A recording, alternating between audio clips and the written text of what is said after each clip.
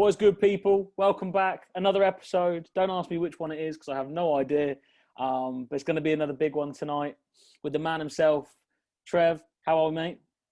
Yeah, all good, mate. Thanks for having me. It's a pleasure to be on. That's all right, mate. Glad to have you on. I think first goalkeeper we've had on. So, Right. glad to have you on. But Yeah, hopefully I live up to the reputation of being a bit mad, but I can't promise anything. that's all right. But yeah, people that don't know, obviously you've had a bit, in my opinion, I think you've had a big career in terms of what you've done at the clubs that you've done. It had some big clubs in there: Sunderland, Portsmouth, Motherwell. Obviously, you've had a bad injury at the moment, so you're not playing. But let's start from the beginning. I have to ask because I used to be a goalkeeper. Were you just a failed striker, or were you always a goalkeeper? No, I was always a goalkeeper from 4 or 5 year old. It was always my position. I just loved being in goal. It was sort of, my dad was a goalie and my granddad, he was my big influence. My granddad, and it was sort of just something. From as early as I can remember, I was a goalkeeper. Playing under 10 level, which was the earliest you could start back home. From 6, 7 year old. I remember saving a penalty in a cup final when I was 7 year old. On the under 10 cup final, and I can still remember it to this day. So, yeah, as much as I love playing outfield, a goalkeeper was always my position. Were you always? Because I always like to ask players this. Were you always that player that was just a bit better than everyone else, or were you just? Because I know some players kind of went under the radar a bit, but like nowadays you see, oh, that kid's better than everyone else there. Were you got kind of like that in goal, or were you kind of bang average? No, I think, like, back, no disrespect to back home, but especially 20 years ago when I was a boy, there wasn't a great deal of talent. You know what I mean? If you were half decent, you sort of stood out anyway. But I was in goals, but I was scoring 20 goals a season as well. I was hitting free kicks, and because of, what it's like at that level, if you can kick the ball far. And I used to score. I remember a story with one of my best pals, Michael Carville, back home. He played for our rival teams, and we were playing the semi-final. I think we were 10, 11-year-old, and so he scored an equaliser against me in nets. And so we went up, like a couple of minutes to go. We went up. I've set the ball down the halfway line to restart the game, and stuck the ball over their little keeper. And we still talk about it to this day. Like, Carville has never forgiven their goalkeeper for it, and he said he's still heartbroken over it. But yeah, little things like that. I think back home, there wasn't many scouts, or there wasn't many, school of excellences back then. It's not what it's like now, but, especially from where I was from, not many people came to watch our games. I was like out in the country, like 40 minutes outside Belfast. So, Jeez. You had to be, half decent to get noticed. And luckily, for me anyway, football's about the right time, the right place. And luckily I had a good game whenever it was a Man United scout was actually there. It was the first team that took me at 9-year-old, and luckily the Man United scout was there watching, and things just fell into place from then. I just seem to find everyone, I swear, I've seemed to spoke to have been at Man United at one point. I think they just must have gone around and gone him. Yeah, you know what it's like. Man United can afford to take as many as they want on trial, and have under their books, and then if they're not good enough, it's just sort of on you go, son. And that was the case for me. And was that the point when you then came over, or no, that was 9-year-old. Like, I don't know exactly how many clubs I went on trial to, but back then, and when I was at that age, there wasn't the rules of you couldn't go on trial. I think now the rules are you can't move from Northern Ireland across till you're like 16. But back then you could go on trial to, I think all in all I must have went on trial to 30 clubs, like. And and a young boy as well, it was like off one playing on to another.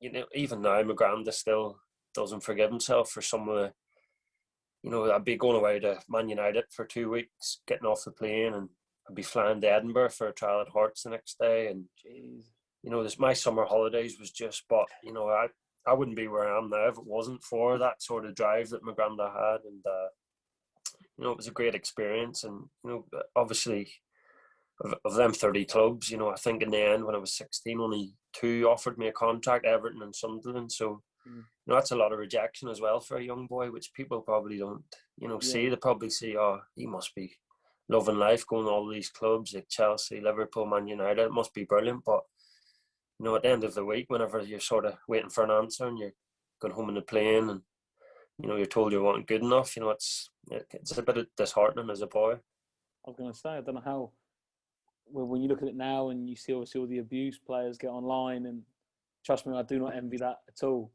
You may be doing the best job in the world, but at the end of the day, if you've, I don't know, had a stinker, you've had it, and then you come back and someone else tell you it again. So I can't imagine, mate. It's not the best, I guess. No, it's not, but it molds you into the, I think anyone will tell you, any professional footballer, you have to be thick-skinned to even survive in a dressing room, never mind in today's football world and the social media. And, if you have a bad game, what scrutiny you come under. So, it sort of molds you and gets you ready for the, how tough it actually is. Because I think mentality for me, that's something I want to go into is coaching, coaching young kids and then hopefully moving on to senior level. But for me, mentality, you can see it. And, I could write a list of 100 people I know who had the ability to make it as a footballer, but, more ability than me, far more ability than me. But, for me, it's, if you don't have the right mentality, you won't last a minute in this game. No, 100%. I think that's the one thing people never realise. But like you said, you ended up signing for Sunderland.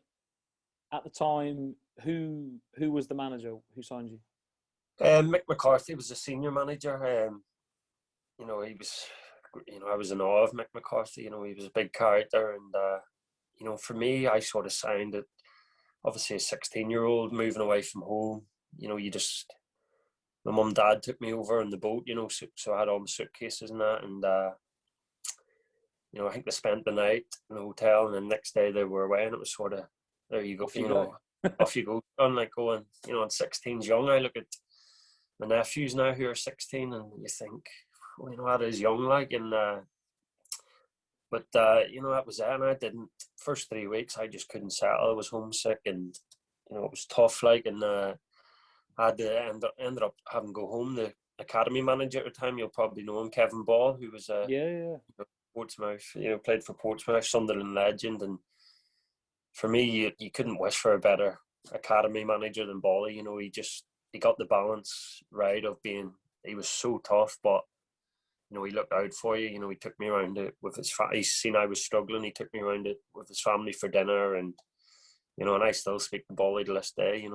It speaks volumes of what I think of him. And I've heard a lot of people. Jordan Henderson, Jack Callback, Martin Wyghorn. We all worked under him, and they all say the same. Without Bally give them the foundations to not just be a top footballer, but a top man as well. And conduct yourself properly. And so I was so lucky in that sense that I had someone like that at a young age. So who were some of the players that you either played with when you first signed for Sunderland, but then when you made your break, did you train a lot with the first team? Or I was quite fortunate.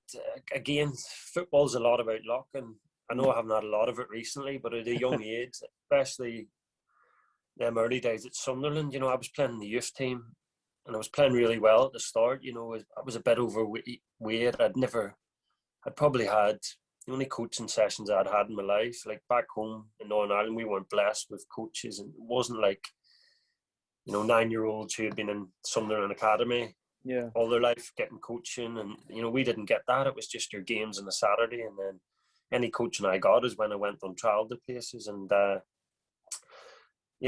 but I was lucky. I came November, so I'd been playing for the youth team, playing quite well, and I think I played one reserve game where Ben Anick, who was Ben was 17 at the time, but he was like, they'd high hopes for Ben. He was England under 19 goalie, and he was going to be the next big thing at Sunderland. And so Ben was playing for the reserves. He got injured in the warm up. He landed on. Remember, he came for a cross, landed on the ball, hurt his ankle. So I played in the reserve games, or that reserve game that night, and then so Ben was touch and go for the Saturday to be on the bench. He was number 2 to Mark Poom at the time.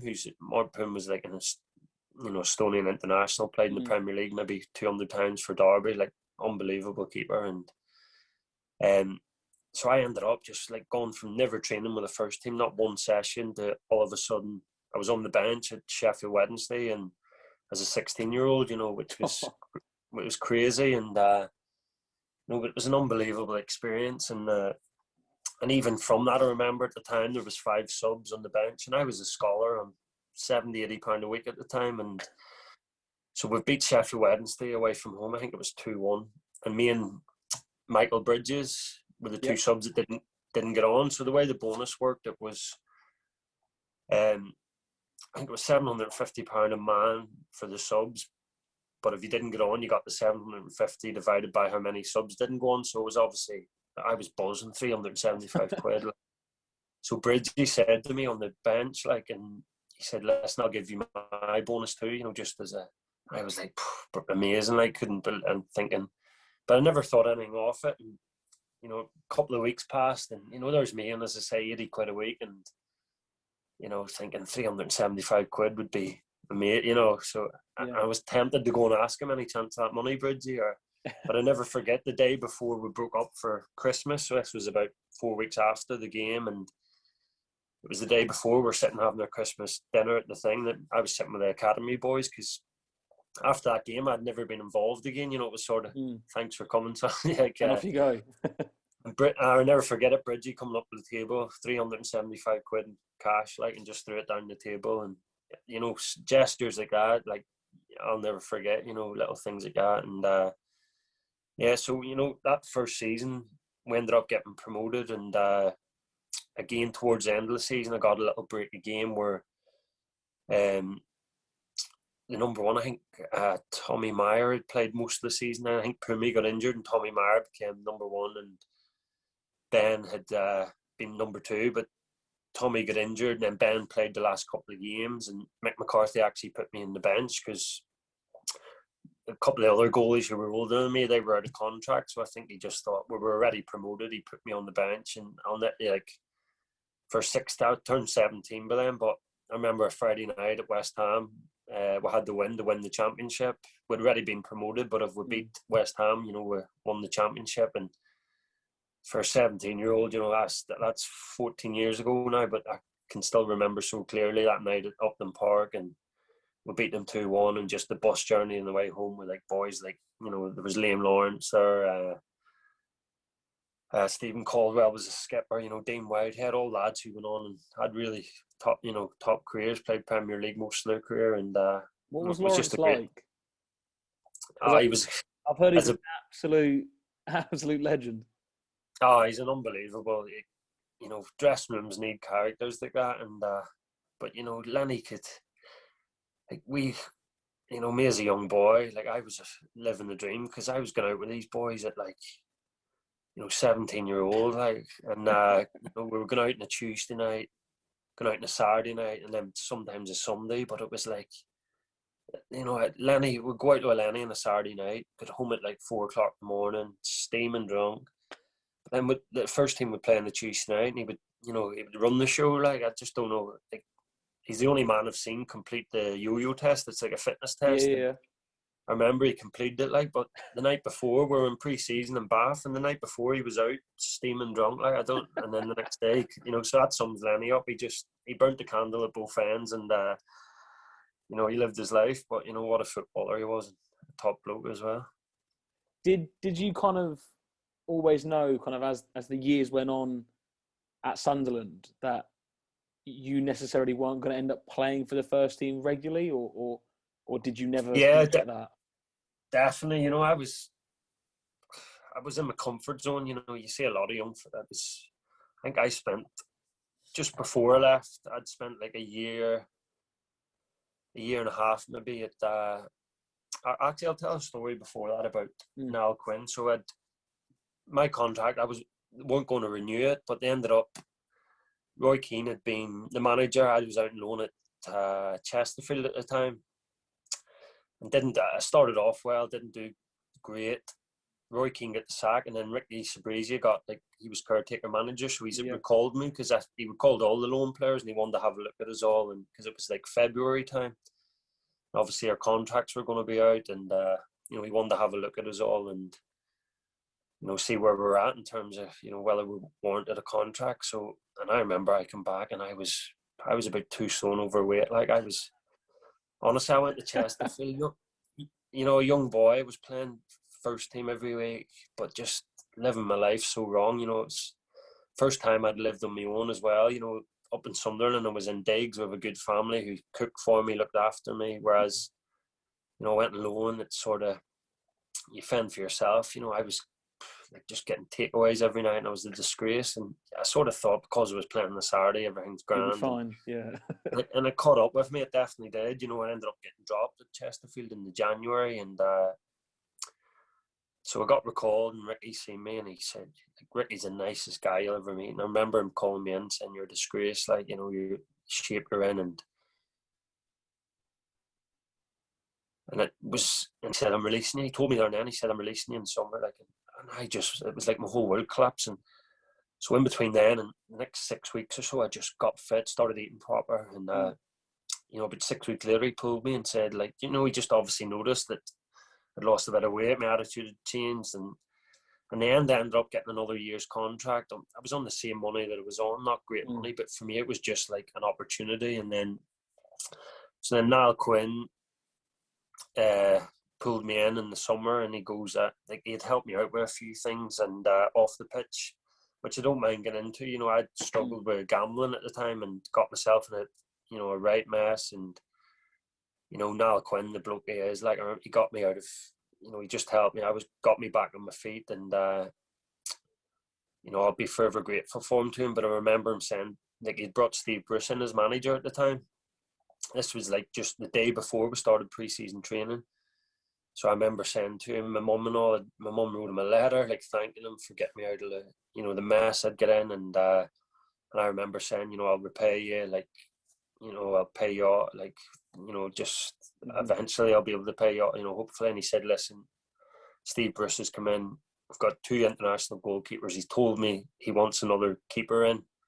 He was like, I know you're good enough. Everyone here knows you're good enough. He said, so the only way you can repay me is get your head down pre-season, show Steve Bruce that we don't need to go out and pay £2-3 million on another keeper. And he said that will repay me, more than anything. So that was the motivation for me to go and get my head down, and I did. I worked my nuts off. But again, I got a couple of little breaks where the first team were flying to Portugal to play a couple of friendlies, and I was training with the reserves.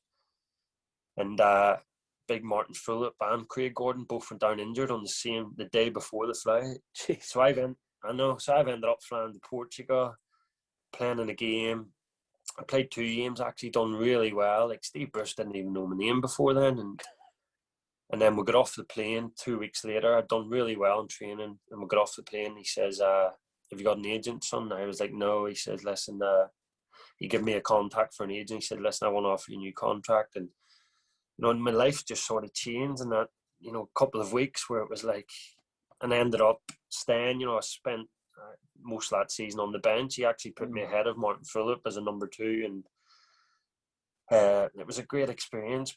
And then the year after that as well, it was the same. I was on the bench most games, playing the odd resi game, getting all the bonuses, getting a decent wage, and it was this is great. But I look back now and think could have played. What? Of course, it's a double-edged sword, because so then Martin O'Neill, Bruce got the sack. Martin O'Neill come in, and I got on great with Martin O'Neill, fellow countryman, and he was a Celtic man. I was a Rangers man, so I had, I remember the bus journeys back, and some of the banter I used to have about picking our greatest 11s and old firm 11. It was a bit of crack, but so I was on the bench a lot at the time. Kieran Westwood was there. We'd brought Simon Mignolet in. Craig Gordon was still there, but he was having a few injuries at the time. And so I remember Simon Mignolet had broke his cheekbone. And so he was going to be out for, they said, about 8 to 10 weeks. And so Wesley was playing, and Wesley was playing great. Like, he was flying. Remember, we went to Old Trafford, he had an unbelievable game. And then the week later, we were playing Man City at Stadium of Light. But we always stayed in the hotel even before a home game. So we're in the hotel Saturday night. My door raps. Wesley comes to the door. He goes, "Trev, all the best tomorrow." He says, "I'm going home. I feel horrendous." Like, he says, "You're obviously playing. Like, good luck and enjoy it, you know." So I was like, "Oh How my old are you at God." this point? I wasn't young. Like, I'd say this was my last year at Sunderland. So this is what led me to sort of the penny to drop. I need to move for it. So I was 23 probably. I think I left at 24. So I was probably 23. So I'm thinking, like, I ring my grand and all. My grand is trying to get flights over for the next day. The game's on TV against Man City and that. And I remember Seamus McDonough, the goalie coach, coming up to my room and saying, like, just saying, relax, enjoy it. You're good enough. You've showed us every day. So didn't sleep a wink that night. Like, so nervous. And remember going down for breakfast and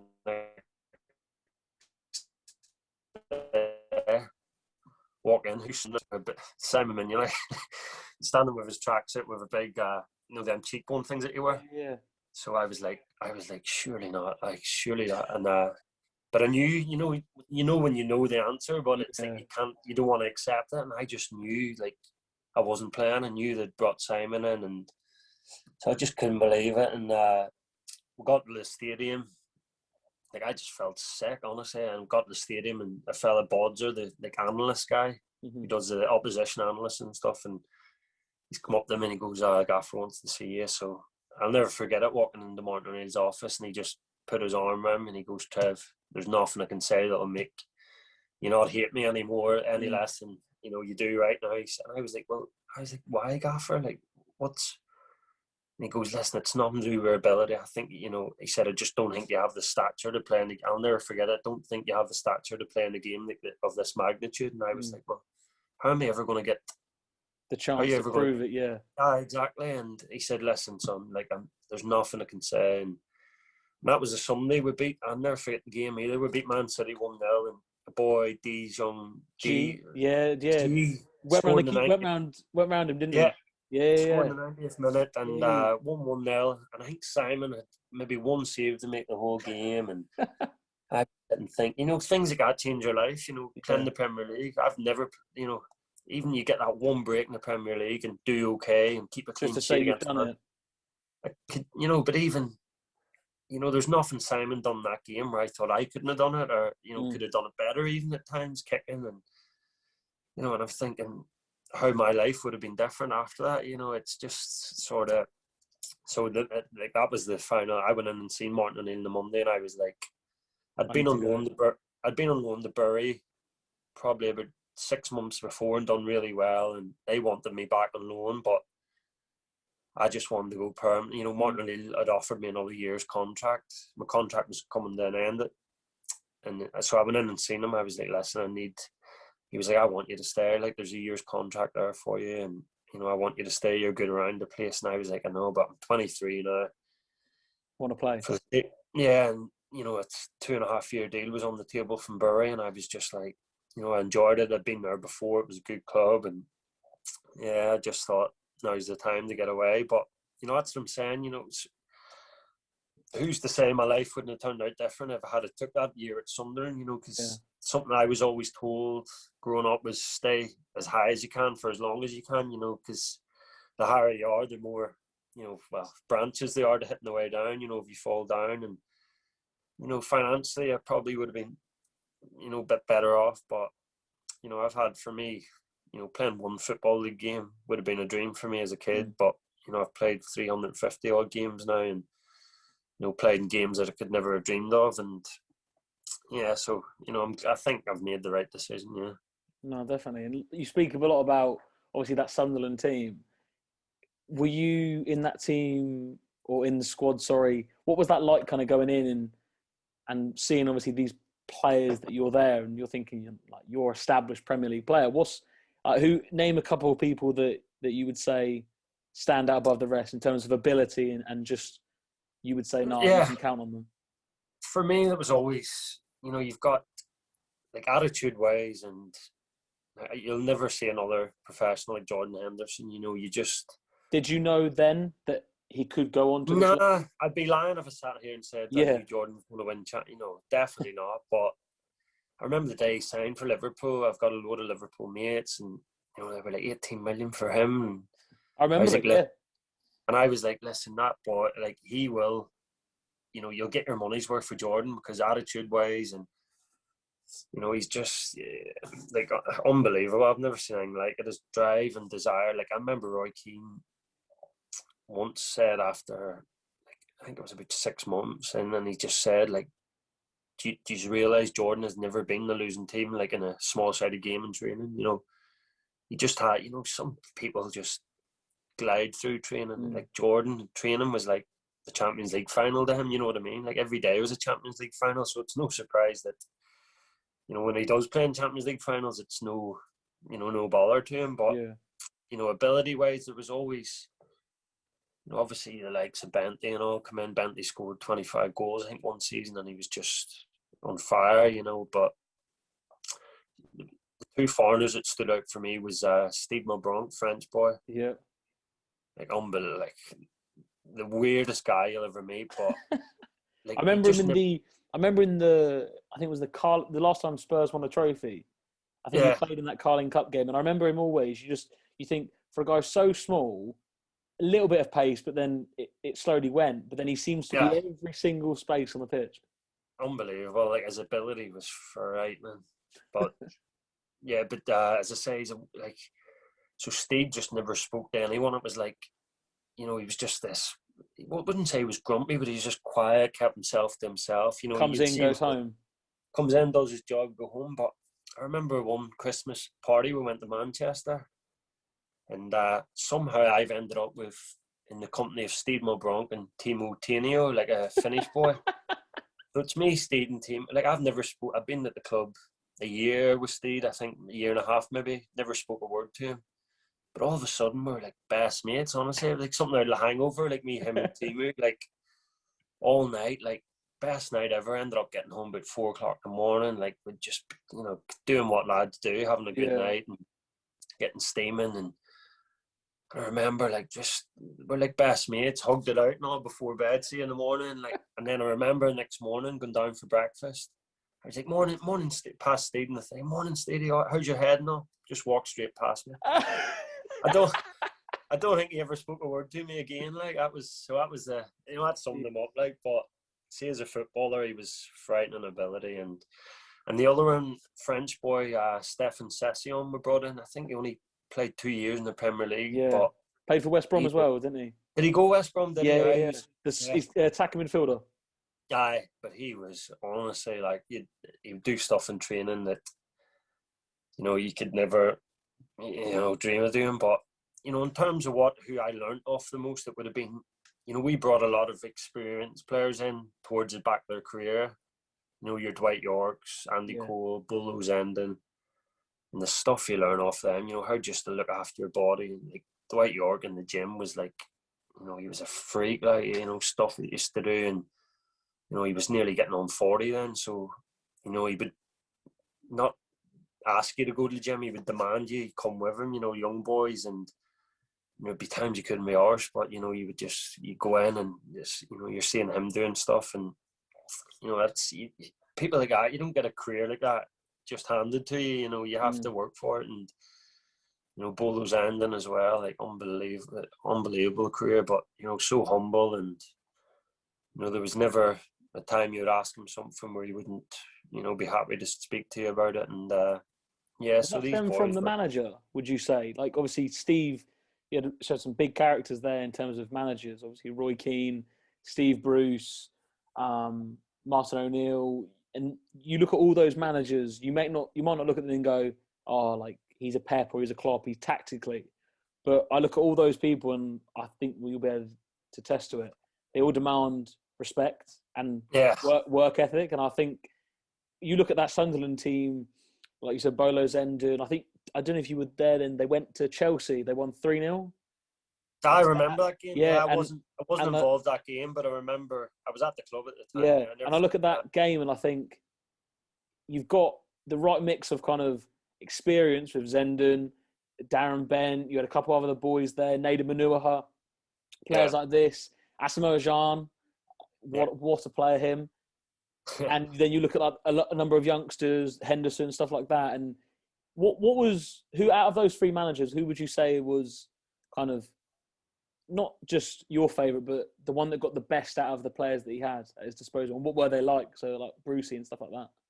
Yeah, well, obviously Bruce got us our first top 10 finish in, you know, a lot of years, you know, since probably the Peter Reid days. And, you know, and I think just as an overall manager, like the overall feel-good factor at the club, you know, even though Roy Keane got promotion and, you know, obviously the place was buzzing, the whole town was buzzing, you know, Sunderland is like football daft. It's, you know, I moved over to Sunderland as a Man United Rangers fan at the time, but within 2-3 weeks I was just Sunderland, and to this day I'm Sunderland daft. You know, I still, you know, look out for the scores, and I've been to games many a times, and it's just, you know, so Roy Keane sort of brought that feeling back at that in his time. You know, obviously Mick McCarthy got us promoted the first time as well, but in terms of like, you know, that year we finished 9th or 10th in this, you know, top 10 in the Premier League. Steve Bruce achieved, and just the calibre of players he was bringing in at the time. You know, your Jeans and, you know, your Cameron Jones, and then you know, just top players, and just like, you know, Brucey, like, he's getting a lot of stick at the minute at Newcastle, but you cannot help it. Like, I mean, it was just that type of, you know, he's just, you know, for someone like me who came up in just a normal family, you know, like not a lot of money, you know, you can sort of relate to Steve Bruce to that, because you can tell, I don't know his background, but I can just tell he had that similar background, and, you know, there's just no airs and graces about him. And but as you say, the big word is, which all them managers have, Mick McCarthy included, was just respect, you know, without having to be a tactical genius, and I think that's half the battle in a change room, if, you know, especially when you've got top players, you know, as long as you've got the respect, you know, and they're working for you, you know, football can be overcoached at times, and, you know, tactics and all, but at the end of the day, if, you know, 11 players going out in the pitch giving their all, you have a better chance of winning than 11 players going out there sort of not really having the manager, maybe not giving their all, but tactically they know what, you know. I just think, you know, if you've got them, you know, fighting your corner, then that's half the battle. And I think all managers did, you know. I think the only one that maybe lost it towards the end of his tenure was probably Roy Keane, because the nature he did manage in, where it was, you know, sort of my way or the highway. You know, it was like, you know, there was no, you see him even now, there's just no bullshitting with him. It's black and white, you know what I mean? And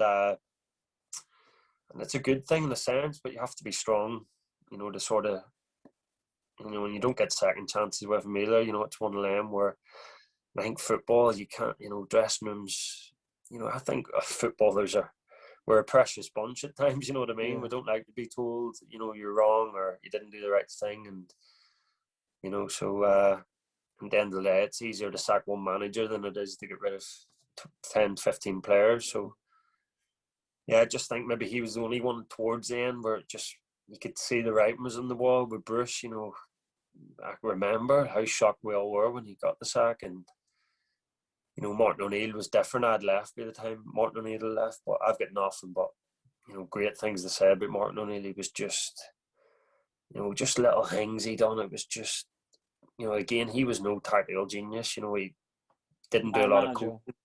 Man manager, like, he just made you feel like you were the best player in the world. Even me, I was on the bench at times, like, and he'd come up and, yeah, it just always made you feel, yeah. But, and you would never, I always remember reading Roy Keane's book, and he said about Sir Alex Ferguson, like, he had been maybe in 1,000 of his meetings over his 10, 15 years at Man United with him, and never once did he come out of a meeting thinking, I didn't learn something there, or, you know, I didn't take something on board. And Martin O'Neill was the same. You know, it was just, you know, he could say something that 1,000 other people could say the exact same thing, but it's just the way he delivers it. You know what I mean? It has more of effect. And, you know, I've had a few managers with the same, you know, even recently, Stephen Robinson at Motherwell, like, very similar in terms of just the way he got his message across was just, to the point, and yeah, it stuck with you. And do you think, because obviously, like you said about Roy Keane, and you can kind of see that with Bruce and I think Martin O'Neill, and I think how the game's changed, or it is changing massively, and how it is sometimes it's kind of a 50-50 now with man management and tactical. And I think when obviously at Sunderland it was probably more 70% man management and then the tactics obviously around that level. So do you think? Yeah. And obviously a lot of people have said it with Roy, that because he played at such a high standard, and he was like one of the greatest players ever to play in the Premier League. Do you think that the one thing for him is that he demands so much, when that sometimes the ability of a player doesn't actually allow it to get to his height? Yeah, absolutely. I think he found it hard understanding why. Bear in mind when he came in, we were bottom of the championship, and yeah. And by the way, he ended up bringing a lot of players in that first window he had, which helped. But I think that was his problem. He found it because he found things so easy, even when he was manager and he used to join in and training. It was so easy for him, and I think who am I to say how Roy Keane's thinking? But for me, from the outside, it was like he just found it hard to understand why people couldn't do the simple things like pass the ball forward. He just demanded you pass forward all the time, and some people just can't. Some people like to keep it safe, or just don't have that vision that he had, and he couldn't get his head around it, and he's not the type of man who can hide his frustrations either. So, and and as a player, if you're seeing the manager, he was ruthless at times, Keane, like ruthless. He never held back. And did he ever pull someone kind of? I'm guessing he wasn't a manager kind of on the training ground. If I don't know, let's say you're doing like a possession based, 11v11, like could he just go into someone on the pitch?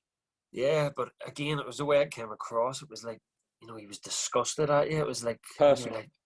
But I think young boys got it the worst. When you stepped up and trained, and I remember one session he was in my team, and I used to love being in this team. It was a dream. Like, I grew up a Man United fan, but he wouldn't join in all the time, but maybe once a week. And in this one game, he was in my team, and I get chipped honestly 3 times in one game by Andy Cole. No, he chipped me 3 times, and I just remember Keane. Like first one was just a worldly, you couldn't do anything about it. Second one, a bit suspect, and he had a go at me, and it was like, I was thinking, right, like, buck up your ideas, don't do it again. But the third one was just disgust. Like, it was just like, looked at me, and I felt that big, honestly, and I was just like, that should never happen. But for me, my only defense is it was Andy Cole. Like, what do you expect? What do you expect? And I'm 5'10" with high heels on, so so I'm gonna get chipped now and again. But but that's just he's just, you just know he's disgusted at you, and he never held back. But like, look at the career he had, and I'd say I'd love to see him going back into management, because I think he had all the tools there to be, his drive to win, his just his desire, and the respect he does have off everyone, and and he knows the game inside out. He does. Like, it would be a disservice for me to say he wasn't tactically, because he was so like detailed with everything he done, and I think just that sort of side to him about the man management side and dealing with players, and just understanding that everyone's not world class, and so I'd love to see him back in the game. But it's great even listening to him on Sky Sports at the minute, isn't it? As a Liverpool fan, not really, but it's all right, I guess. And then obviously we'll go from Sunderland, and from all the way at the top of the UK, all the way down to lovely sunny Portsmouth. What was that like? Obviously, Portsmouth, another huge club, but at this point, they're in League Two at this point? Yeah. League Two, so obviously big, I think it was like back-to-back relegations from the Championship down to League Two, and the club was in a bit of turmoil. What was that like?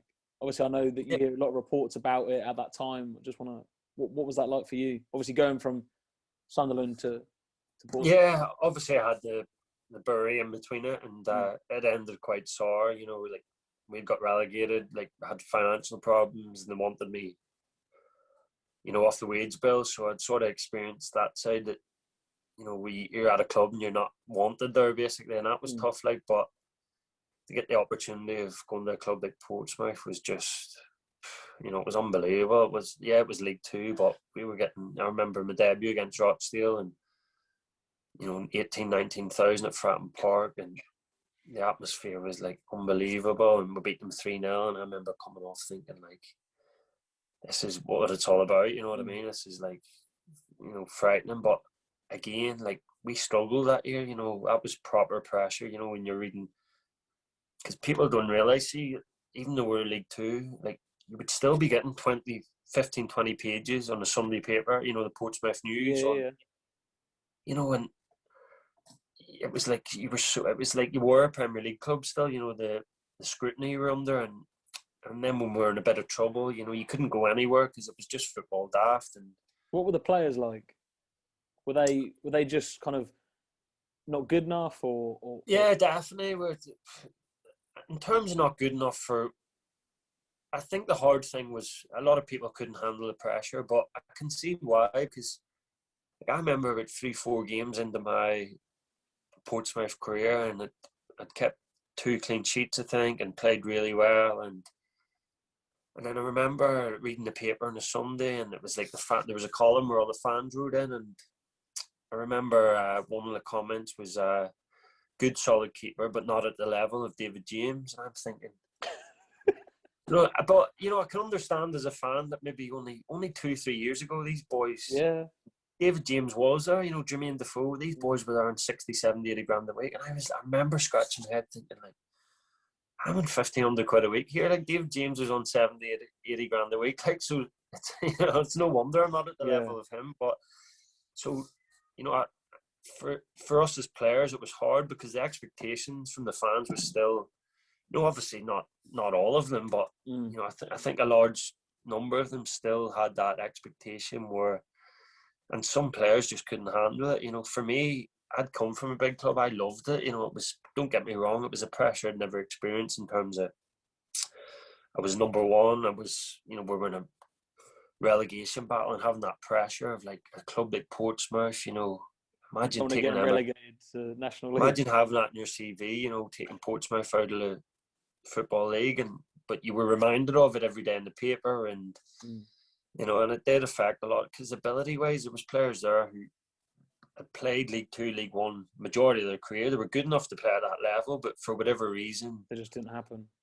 They couldn't even play at that level anymore because the expectations that were on them. But in the end, we got through it, and we didn't have a great season that year. I was there, we finished maybe 15th or something. But there was a time where we were, really in big trouble. I think, we were in the bottom 2, and teams had games in hand on us. But luckily, we brought, Andy Offord come in, and we went on like a 6-game winning run, and it saved it. What were the managers like? Because I know in that season you had Guy Whittingham, and then Guy was the manager that brought me there, and just you couldn't meet a nicer guy than Guy Whittingham. But you can't be a nice guy as a football manager. Nice. Too nice, like real football man. Like, he knew his stuff, but he was just too nice. He was a walkover, and we still had some big characters there. You had David Connolly, Patrick Agyemang, Johnny Ertel, who had played Premier League with Palace, and Hollands, was it? Was it, sir? Danny Hollands, was it? No, we brought Danny in towards the end of the season, and Nicky Shorey, was he there at the beginning? No, Nicky came in later a game with Richie Barker, and so Guy was just too nice. But as a guy, like, he was just top bloke. And then Richie came in. For me it was great because Richie was a manager. It took me to Bury. Oh, great. So, I was thinking happy days. I was only on loan at Portsmouth from Bury at the time, and I was thinking, I'm doing really well here. I can end up, keep my form up, Richie manager, get a 3-year contract hopefully. And I was thinking, my family was down there. We loved the place. It's a beautiful place to live. And I was thinking, this could go great. But Richie only lasted, I think, 3-4 months, and it just didn't work out for him. And when that happens, do you, obviously, like you said, you're happy there, like, regardless, like you said, what you say about League Two, whatever. You're playing for Portsmouth in front of 20,000 people each week in League Yeah. Two. No better than that. Nice place to live down south. And then you're thinking, oh, like I'm doing well. The manager likes me. And then when you Yeah. get told he's sacked, what do you automatically then just go, well, I can forget staying here again? Like, is that quite hard to take sometimes in that first kind of initial bit? Well, in terms of, I wouldn't say I automatically thought I still thought I was doing well enough to impress the next manager or whoever was going to get the job.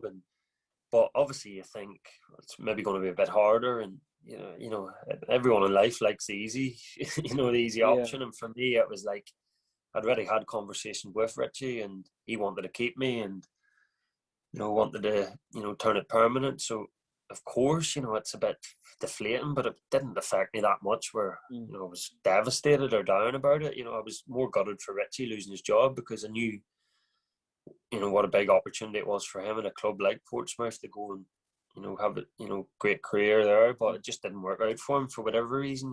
He's a great guy, like nothing but good things to say about him. But and then but yeah, I still backed my ability. I was having a decent season. I was up and down, and I had a bit of a month spell where I did lose form, and there was a couple of silly goals I let in, and but in the whole, I ended up at the end of the season winning a couple of Player of the Year awards, and I'd done okay. I think I'd done enough to stay there, and Andy Offord come in, and again, great bloke, and but it just leaves a bit of a sour taste in my mouth how it ended there, because we'd stayed up, and they'd come in, done an unbelievable job. We won 6 out of 7, I think it was, and he'd obviously been told he was getting the job permanent, and we'd sort of went to the races. Like the week leading up to the last game of the season, we were safe by then, so he took us to the races, and I remember like he'd pulled me in and said to me, listen, we want you to stay, we want you to, I've advised the board to give you a 2-year contract, and I know you're getting married in the summer, go and enjoy your wedding, and we'll get it sorted, and see you next year, sort of thing. So that was great. I remember me and my wife at the time, well, wife to be, and we went and looked at houses and stuff, and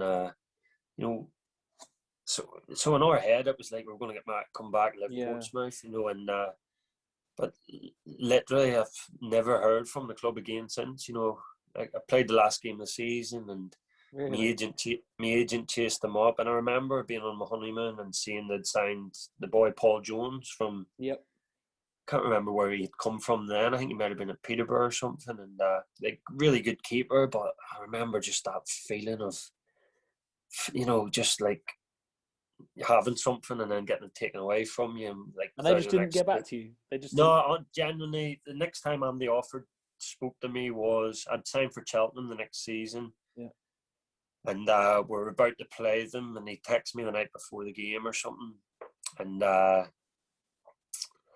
he'd left me a voicemail actually, and that was it. That was about 4 or 5 months later. But that's football. That's happened to me. It happened to me before. It's happened to me since. It's football. It happens.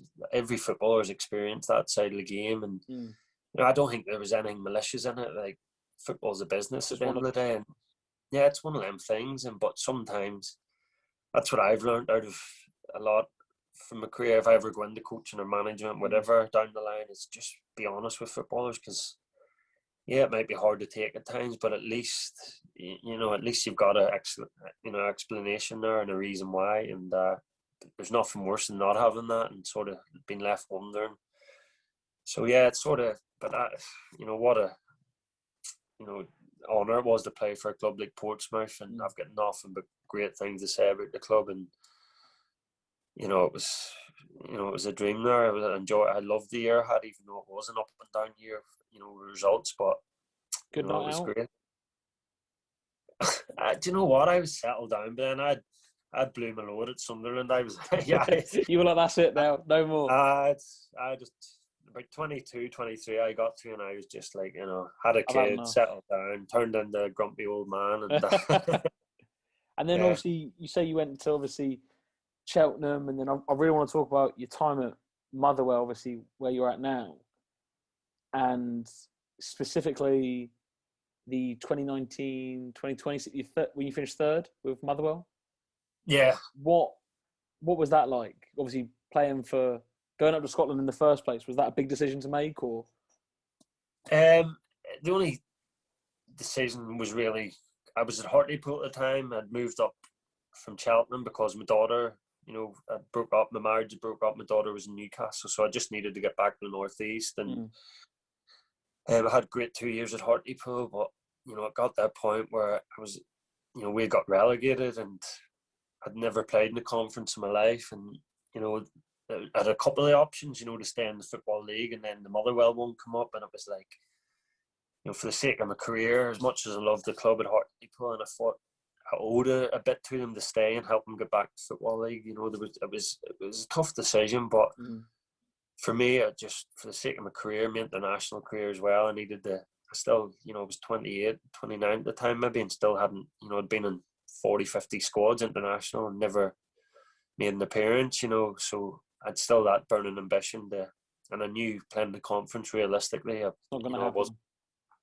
So yeah, to go to a club like Motherwell, and I'd watched the Scottish League growing up. As back home in Northern Ireland, you're either a Rangers or Celtic fan, and yeah, so so to go up there and play against the old firm, yeah, it was a big opportunity for me, and yeah, I'm glad I took it. What's it like, obviously, playing for a team like Motherwell? What's that like in terms of? Because I know it's very passionate up in Scotland.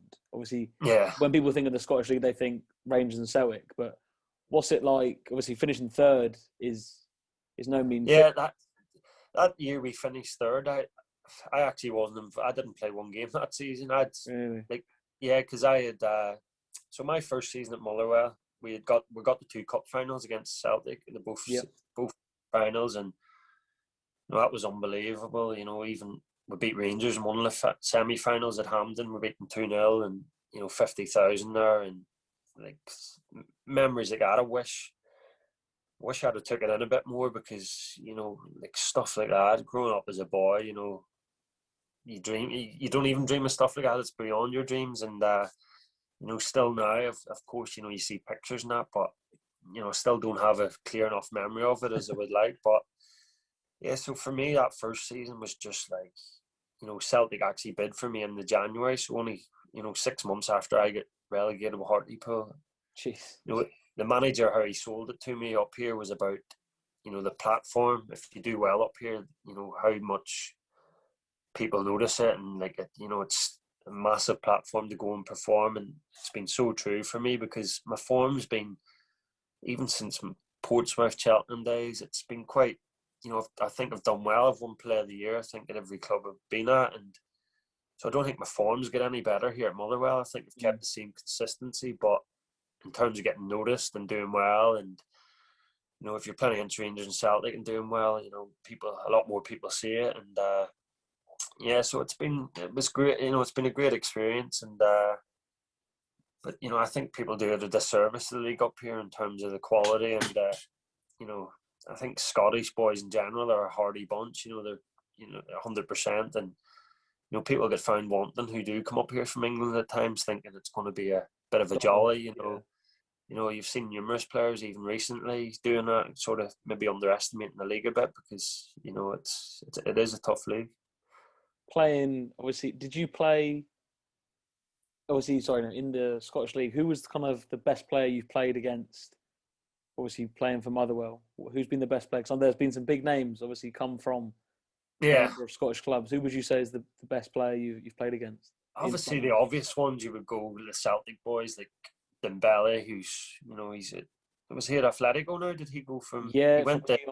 Leon. He went there. Like he was frightening, and your Kieran Tierney, he's Tom Rogic. Like that first year I was up here, the Australian boy, he was.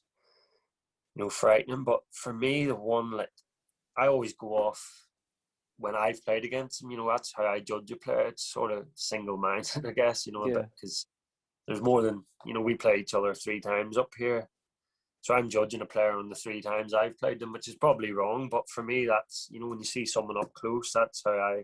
And every time I played against them, John McGinn, He was at Hibs. He's at Aston Villa now. Like, he was exceptional. Like, it's no surprise he's been down to the Premier League and done so well. But yeah, there is top players up here, and the gulf is massive. From the old firm in terms of wages and finances, and that you're not expected to compete against these teams, but it's like anything. You'll get beat off a Rangers or a Celtic, and your fans will be. And sometimes you need a bit of reality. Yes, of course you should go out. Like, everyone does go out and give their all, but take it in the context that these boys at Rangers and Celtic, some of them are on 30-40 grand a week, whereas we've got boys.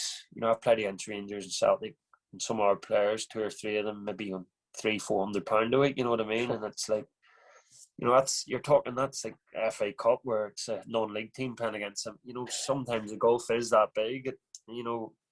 So it's a great experience, but you're still expected to go out and challenge. And unfortunately for me, my time up here, I've never been able to beat Rangers or Celtic in the league. I've beat Rangers in the cup once, but in the league it's just so tough. Like, it's hard, but it's a great challenge and a great opportunity and experience.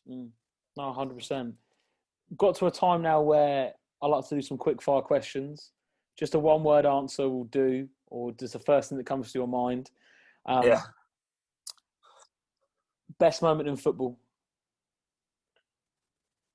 International debut against South Africa. What was that like? Right, like, just emotional. Like, the national anthem. As I say, I was the oldest ever player to get capped by Northern Ireland. I was 30 when I made my debut. So I just thought it would never come, and to actually experience it at home at Windsor Park in front of all my family and kids, and it was just it was overwhelming. But to win the game as well was just amazing. Best player you've ever played with? Johnny Evans. Yeah. Yeah, frightening. What, just in terms of what? In terms probably of a boring answer, because I'm not going to say flick the ball over people's head. I know it's not the answer you want, but for me, just as a footballer, the game's just too easy for him. I've never seen Johnny make a slide tackle, I don't think, in my career. Like he just reads the game. It's just too easy for him. It's just unbelievable. The best I've ever played with by a man. Favorite moment in football besides obviously international career? Lewis Molt's second goal against Rangers in the Betfred Cup semi-final at Hampden Park. I still get goosebumps watching it now on YouTube. It was just frightening, yeah. Team that you wished that you'd played for, if you could pick anyone?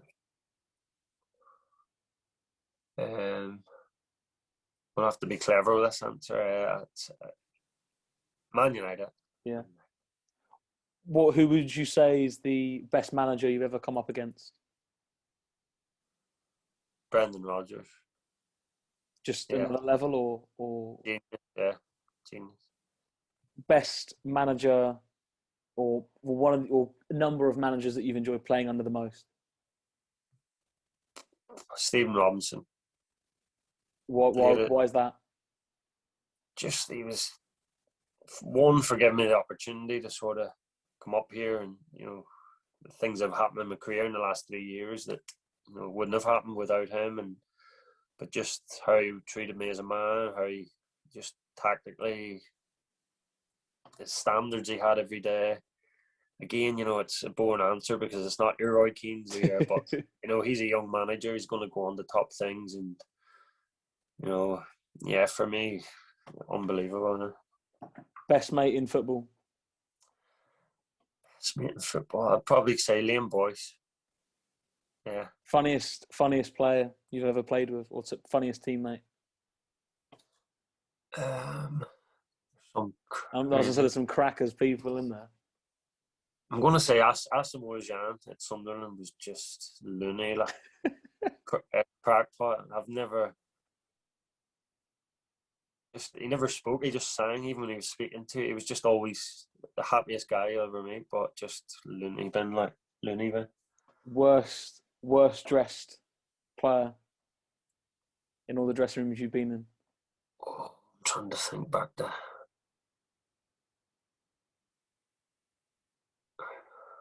I'm thinking of one, and I'm thinking he might not have good clobber at all. I'm going to say, he probably looked cool, but for me it was just horrendous. Pascal Chambonda. What's that? It's Sunderland. Yeah, he was horrendous. His clobber. Yeah. And what is next for yourself?